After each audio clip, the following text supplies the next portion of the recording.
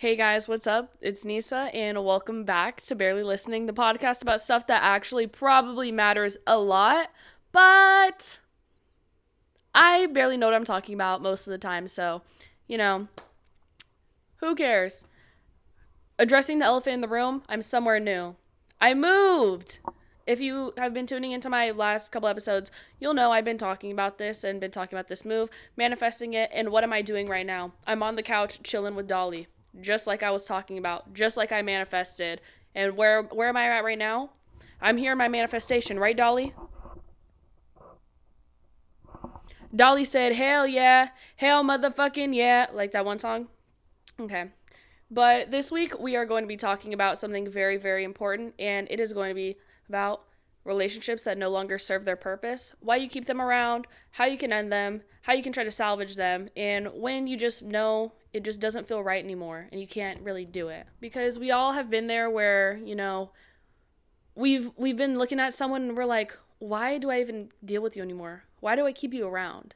Whether it's a friendship, whether it's a relationship, whether it's whatever, a job, why do I even keep this around? Why do I even still do this? This is no longer serving its purpose, so why do I need to serve my purpose to this? And with that being said, we're going to get into when a relationship outgrows its purpose, okay? So, one thing we always have to realize is not every relationship is going to last forever. And that can be a really bittersweet thing. When someone's not making you feel seen, they're not making you feel heard, you feel disrespected, or you feel like you guys aren't able to grow together, or you've outgrown them, or you sense that they've outgrown you, that's a time when you really need to sit down and think, hey, what are we doing here right now? Is this going to work out? Do we just need to distance ourselves? Do we not need to communicate anymore? Do we need to go cold turkey? And it's really hard to navigate that, especially with someone that you care about, that you love, that you want to stay in your life, but it doesn't really make sense for either of you guys to keep doing that, or it doesn't make sense for you, or it doesn't make sense for them. But there are going to be a lot of people in your life that are just going to be there for seasons or for a little while, and there's going to be people that come with you on journeys in your life, and then some shit happens or it gets over with, and then the relationship no longer serves its purpose. That's really all it is. That's really all it comes down to. And I feel like a reason a lot of people will keep relationships around like that are either out of guilt, fear, or nostalgia. And guilt being, if I'm not with this person anymore, then what are they going to do? How are they going to feel? What is everyone else going to say? You feel guilty about it. You're afraid because you don't know what they're going to do. You don't know how they're going to react. You don't know what they're going to say to you. You could have told them your deepest, darkest fucking secrets and fears, and you're scared that they're going to go tell everyone else. If they really fucked with you, they wouldn't. But if they don't really fuck with you, they will. And that is why we have to choose wisely who we like to surround ourselves with. And then going on to nostalgia. When you first meet someone or you first start dating someone, whatever, you get all those butterflies and all that excitement, and it's all just really, really good and nice. And you think about it when it gets rough, and you're like they say on, if you guys have watched the, what is that one show with Zoe Kravitz? Fuck. High Fidelity with Zoe Kravitz.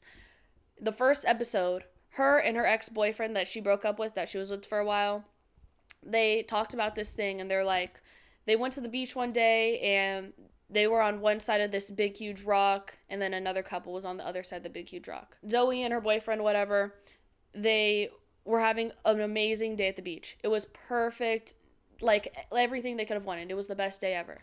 But on the other side of the rock, there was a couple that was arguing, fighting, yelling, hitting each other, being complete assholes to each other.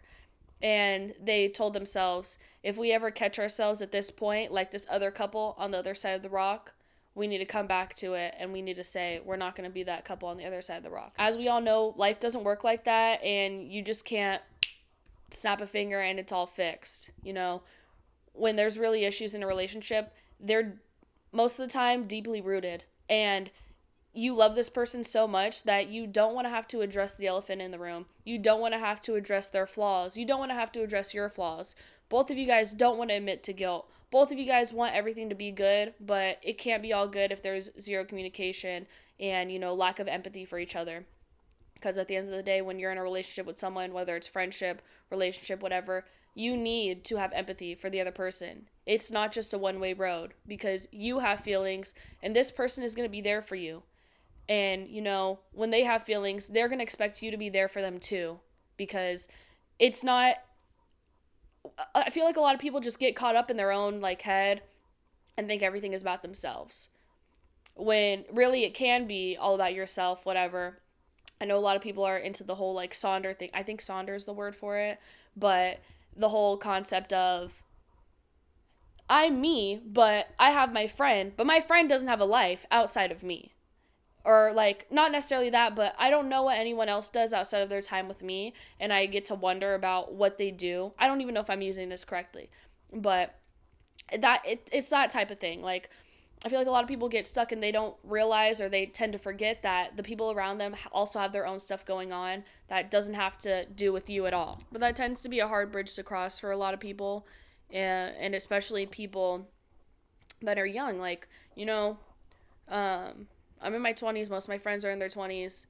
And everything just feels like it's going to shit and it's amazing all at the same time.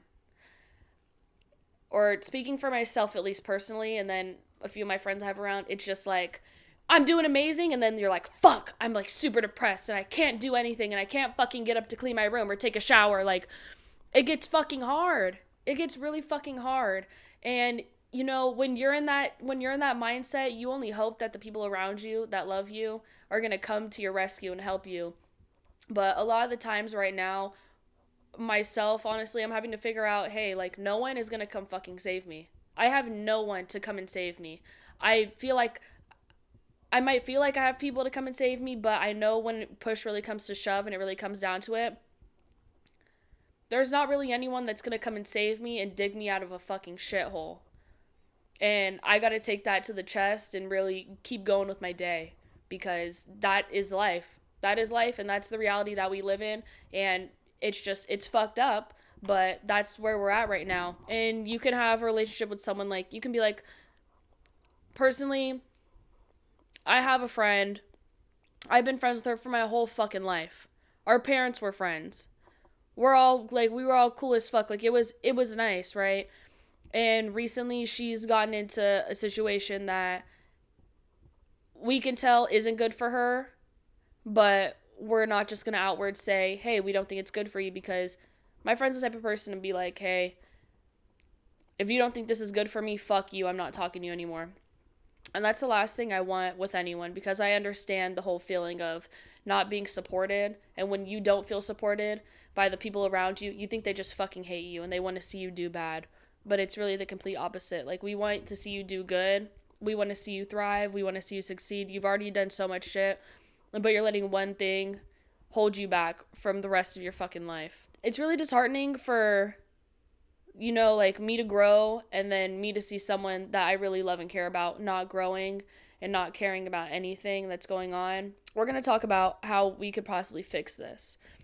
So there's going to be a few fixes that we could do, You're going to ask yourself, hey, did I communicate what was going on with this person? I didn't just drop it subtly in a fucking conversation. I didn't just say it as a joke. Did I really communicate, hey, I don't like that you've been doing this. I don't like that we're having the same argument. I don't like that it's the same cycle going on and on and on. Can we do something to fix it? Can you work on something? Can I work on something? And also, I feel like a lot of people, when they go to say stuff like that, they try to pinpoint it onto the other person. That's not the way to go. You cannot do that, because it's going to feel like an attack on the other person. You have to find some type of common ground between the both of you. And you have to think, hey, I know I've done this and I'm fucked up, and I'm going to take full accountability of that, because I know it's true and I know I did it. But also, with that being said, I need you to do this too, or I need you to try to do this too, to help our relationship be fixed, or help our relationship continue, or help us get into another place. We can drop this right now. let it cool, let it simmer, and then come back to it at some later point. But it just gets real fucked up. It gets real fucked up. And, you know, you got to realize, are we allowing our differences to really spread us apart this bad? Are our differences really, really that important that we have to no longer talk, that we have to no longer communicate, that we really do not see eye to eye? A lot of the times, like, the fix is just going to be that hard conversation. And the make it or break it is going to be if you and the other person are able to, you know, take it into accountability and really sit with it. Actually do what you need to do and act on what you're saying you're going to do to improve yourself. The other person needs to act on what they're saying if they want to improve themselves. Because you can't fix a relationship if you're the only one trying. I'm going to let that sink in. You can't fix a relationship, and you can't bring something back that's fucking dead.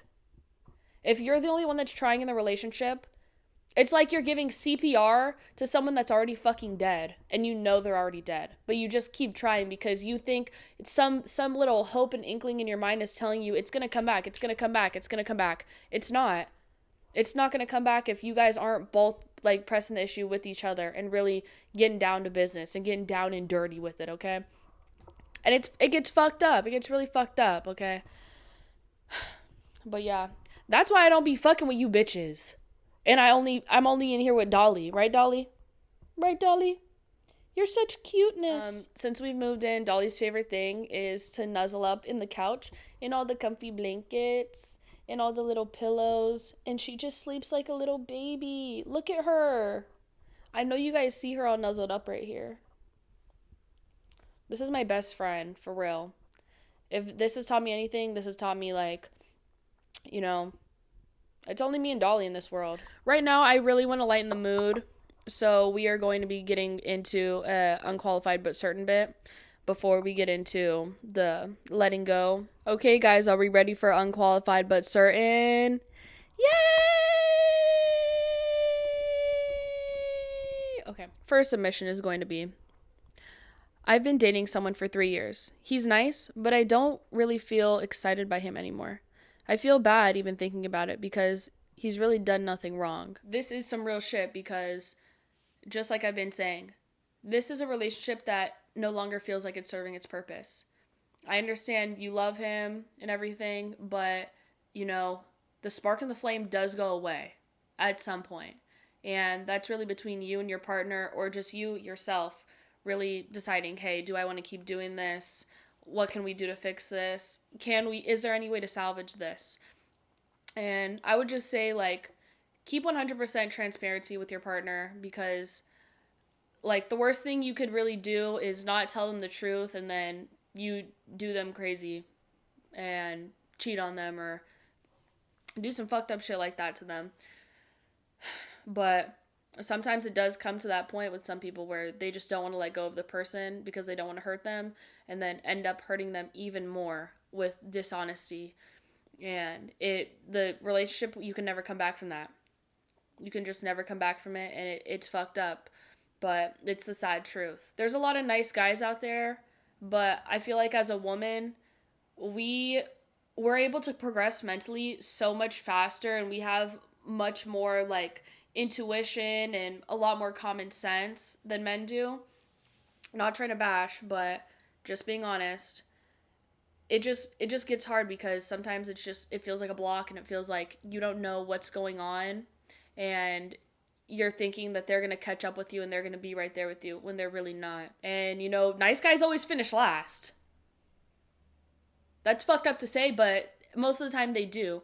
And another thing I was going to tie into that is people who have trauma and people who have a lot of trauma and shit that's built up and, like, have immense lore. It gets fucking hard because if you're with someone that's completely normal, no mental illness, good family, well-rounded, it may start to feel like boring or something.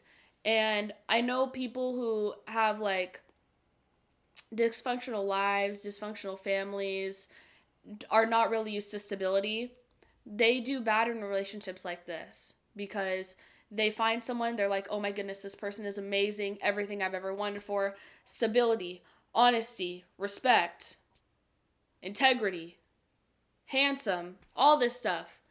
And then once they realize they're not able to keep up with that because they have shit dragging them down that they haven't dealt with, or they just like dysfunction in their lives better.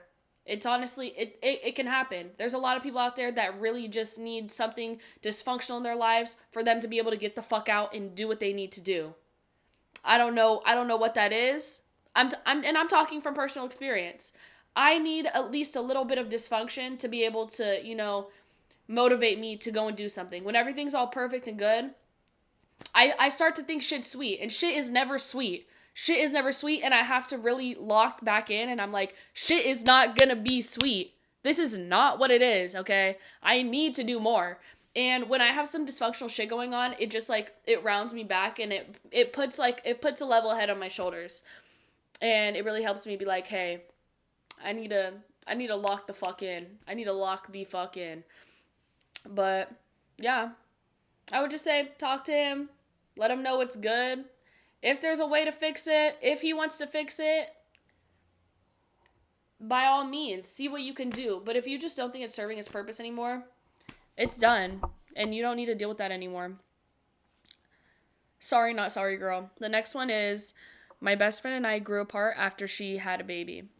I don't relate to her life anymore, and she doesn't relate to mine. Is that enough reason to let go? We're going to tie this back to that Charlie XCX song. If you were part of the Brat Summer, you know what I'm talking about, but I think about it all the time. Her whole song is talking about how her and her friend are really close and they love each other, but her friend had a baby. And she was like, my friend knows all this stuff that I don't know. My friend has experienced all this stuff that I've never felt. I want to feel this type of love, but I don't think I'm ready for it. But I think about it all the time that, if I had something of my own, if I had a child of my own, maybe it could be different. And I feel like, first and foremost, you're a woman. Most women are going to become mothers. And I also know what it's like to be around bitches that are like pregnant and being like, oh, oh, we're friends. Like, your friendship and your relationship with them before they have their kid and after they have their kid is going to be completely different, especially while they're very, very young. Like, especially while they're newborn to like toddler. It's going to be really different because all your friend is going to be talking about and thinking about is their fucking child. And as they should. And I feel like that about Dolly. I feel like a lot of the times I talk about Dolly and I'm like, yeah, my daughter. Like, people actually thought I had a baby, and I was like, no, I have a fucking dog. Like, this is my daughter, and I love her so much. But honestly, I think, it's just worth reflecting, because if you've never had something you have to, love and care for and make sure that they're nurtured, make sure they're fed, bathed, have a roof over their head, you don't understand what your friend is going through. And you have to try to put yourself in her shoes, because we can go devil's advocate. Your friend might feel so fucking alone. Even though she has her baby to take care of, she might feel so fucking alone, and she's like, I just want some normalcy in my life. I want something that I am used to in my life, and I really miss my friend. But maybe my friend doesn't want to come over because my baby's fucking crying. Maybe my friend doesn't want to come over because she feels uncomfortable when I'm fucking breastfeeding my child. Like, or not to be like that, because that, if you feel uncomfortable by watching a girl breastfeed, whatever, watching a woman breastfeed, I feel like there's other problems, but it's just stuff like that. And maybe she's thinking that, by her having her kid, it's doing something wrong to your relationship, and she doesn't want to try to pry it on you. But I would just say, you have to think of it from the flip side. I don't necessarily think it's something to cut off over, but I think it's something you guys need to talk about if you really cherish your friendship. If this is like your best friend or someone that you're really close to, I feel like it's just worth that conversation to talk and be like, hey, this is what's good. And, your friend probably wants to go out and go get dinner or go get drinks or go do something without her child, and wants a babysitter for the night so she can go back to, life before a little bit and feel good and not have to feel like she's on fucking tippy toes and walking on eggshells everywhere trying to take care of her child. Okay, here's a good one. My boyfriend keeps promising he'll change, but it's been 2 years of the same fights. Is it stupid to keep fighting? Or is it stupid to keep trying? I feel yes and no. I feel like, yes, it's stupid to keep, like, trying with it because you've already addressed this. You've already addressed this issue with him, and he's just not coming to you to fix it. And he's not working on himself to fix his relationship for the both of you. And you have to really think about it. If he's not going to listen to these little things I'm saying, it could be like, oh, I don't want you talking to this girl, or I want you to stop going and smoking weed with your friends, or I want you to stop playing these fucking video games, or I want you to get a job, or I want you to have some type of responsibilities. You have to think about it as if you guys are already there, you know? Is this the person you want to share a mortgage with? Is this the one you want to go into debt with? Is this the one you want to have a fucking family with? Is this the one you want to have to go to when it's time to discipline your children? Is this the person you want to go to or that's going to be there for you when your fucking parents die? Is this the person that is going to help you out of any fucking rut in your life that's going on? And if they can't even, you know, respect simple things that you ask of them, how do you expect them to go through all these other stages in life with you? How do you expect them to handle that? How do you expect them to lock in and be there for you if that's supposed to be your life partner? You know what I mean? And you just have to really put it into that perspective. Is this the person you want to do everything with? Just saying. Okay, guys, finally we're going to be talking about letting go, the whole letting go of it all. I would highly, highly suggest you don't just ghost them unless they're being like abusive or like unsafe or like they're hurting you or anything like that. I would say don't ghost, but if you have a relationship with someone, you at least owe them a conversation. You at least owe them a conversation of why this is happening. And it can go something like, hey, I just want to let you know I've had a lot of good times with you and I've had so much fun with you and everything has been great, but you know, this right now just isn't working out. We can just let this go right now. We can see if it can come back later. But for right now, we just got to let this go and let the ship sail.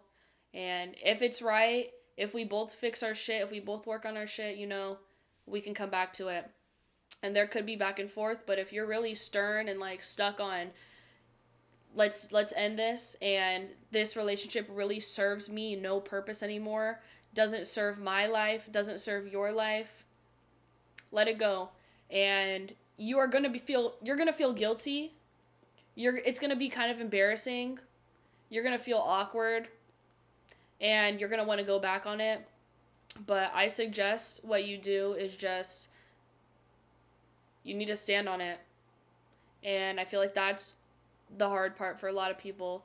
They don't stand on it.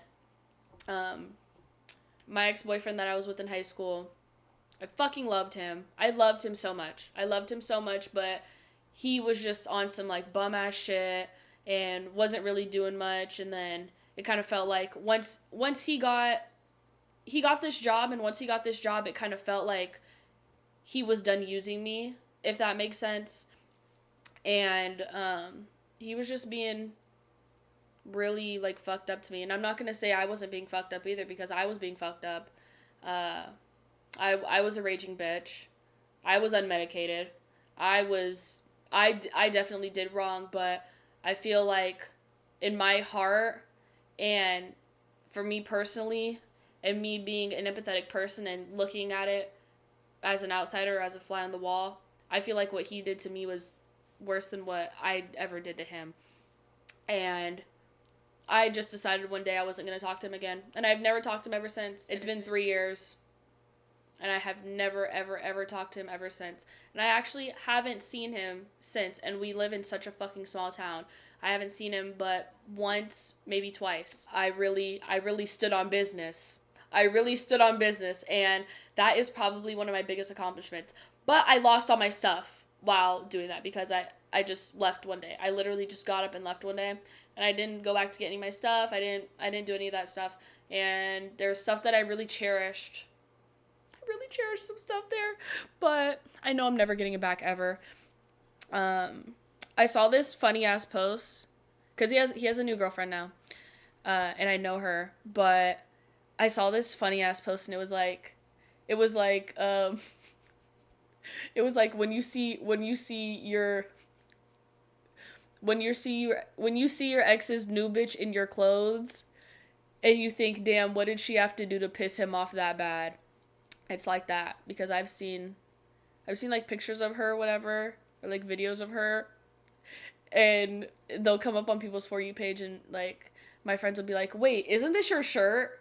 Isn't this your jacket? Wait, isn't this yours? Isn't this yours? And I'll be like, oh yeah, that's mine. That's my shit. That's my shit. Yep. And I think to myself, like, what did she have to do to piss him off so bad that he was like, oh yeah, here. This is all of Nisa's stuff. Like, that will forever just, like, be in the nog, you know? But yeah, when you're done with a relationship, you just gotta think, does this fit into what I want my life to look like, you know? And does this fit into what I need in my life? And if it doesn't fit in, it's okay. But it's always best to release a relationship with love and not hate. And what I mean by that is, you know, you gotta be classy about it. You gotta be fucking classy about it, in all honesty. Once you get trashy, that's when you look bad. And you just gotta be classy about it, be cool about it. You know, it happened. Don't really do too much.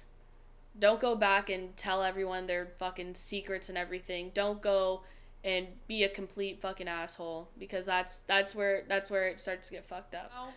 As an end caps, we're gonna be going into our media of the week. Media of the week has started. I have a few songs for my media, okay? So my first bit of media, I met this guy and he was like, he came over and then we were talking about music and stuff, and I was putting him onto music and he was like, oh, if you like this, you might like this shit I'm on. And it's a band called Lowertown, and I have 2 songs, Scum and Bucktooth. This whole city's made of trash, concrete, it's disgusting, it's suffocating me, it's suffocating. You're a tiny little part of me, the evil thing I shouldn't see. With that, I really felt like that fit the bill for this week's episode as well. And I'm like, you know what? Whatever. And then this next one is also Lowertown.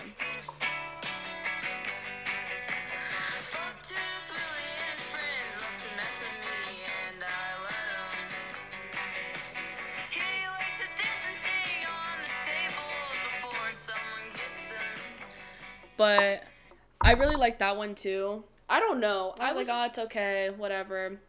But I still had it in my like history on YouTube. And then he left. And then I was like at home and I was like, fuck, like, wait, what was that song? The song was kind of good. And then I kept replaying the 2 of them and I was like, oh wait, these are good. Wait, these are bangers. These are kind of bangers. And then when he came back the next time, I was like, just letting you know, you gave me some great media. And he was like, oh my God, am I going to be on your podcast? And I was like, no, you're not. But I might tell the story time about him next week. But that isn't fully done and resolved because he pissed me off. He has something of mine that I need back immediately. But yeah, Real Thing by Alex G. You gotta just listen to it in its entirety yourself. Cause it's real fucking good. I'm not gonna lie, it's real fucking good. I'm into that kind of music. But yeah. And then another honorable mention, Double Whammy by Xavier So Bass. I'm not gonna play it, but I'll sing it. Bitch, what you trippin' for? Who is this? Bitch, I'm trying to get to know ya. Life's like a balance, like I'm Manny. I don't think anyone understand me. Yeah, I'm with my shooters, pop to Zanny. 2 white bitches, that's a double whammy. Fucking Ashley and Sandy. Both them bitches pop a plan B. It's just so different when I do it. But we love Xavier So Bass. Our Dominican bisexual king, okay? I'm getting into my Jeff Buckley era. And Lover, You Should Have Come Over. It's been a real hard hitter. It's never over. All my blood for the sweetness of after. What, Dolly? Come on, do this one me. It's never over. She's a tear that hangs inside my soul forever. Maybe I'm just too young to keep good love from going wrong. That's it, guys. Thanks for tuning back into the Barely Listening podcast with me, Nisa, and Dolly, of course. Dolly's always here every week. She's my actual guest every week. There's going to be bigger and better things to come. I just got a new setup. I just got a new Scarlett audio interface. So I will be able to have guests on here finally. And yeah, so be ready for that. We're going to have some guests come on. We're going to have some special episodes to come. I'm going to do an episode hopefully with my roommate. But yeah, I'm gonna have some guests on soon, so be looking forward to that, so you don't just have to hear me yap for like half an hour. And are we ready? Is that it, Dolly? Did we do good? Okay, I think that's it. Well, thanks for tuning in, guys. Come back again. Tune in next week. You can also find me on Spotify. And yeah, peace out. Love you guys. Bye.